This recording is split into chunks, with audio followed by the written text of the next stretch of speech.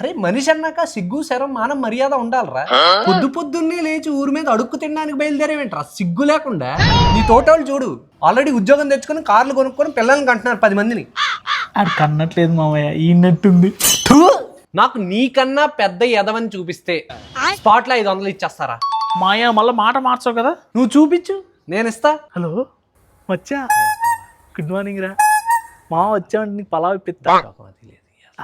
మా మచ్చని పిలిచి ఇప్పుడు వస్తా. మచ్చా నేను వచ్చేసా. అమ్మాయి గట్టి ప్లాన్ చేసినాడు మామ. ఇట్రా మామ. అది కాదు మామ, డైరెక్ట్ పలావ్ చేసేవాడిని ఇంటికి పిలిపించావా? పలావ్ చేసేవాడు కాదు ఆయన మా మామయ్య. ఏంది ఈ భద్రాచలం మామ ఏనేనా? అరే నువ్వు తన్నులు తినేది నాకు కూడా క్లాస్ బీకెట్ అని పిలిపించావా? క్లాస్ కాదు, ఆయనతో ఒక 10 వేసా. నువ్వునే నాకు 4 బూతులు తిట్టావు అనుకో, ఒక 500 రూపాయలు ఇస్తాడు, మనం వెళ్ళి పలావ్ తినొచ్చు. పక్కనా? పక్క సెట్, నేను చూసుకుంటా. హాయ్ బోగు మామయ్య. ఏమన్నావురా? బోగు మామయ్య అన్నాను. నా భాష ఏంట్రా? మన ఏంది వసంత ఆంటీతో గుడికి పోయామంట. ఏ కూడా నాకు తెలుసులే.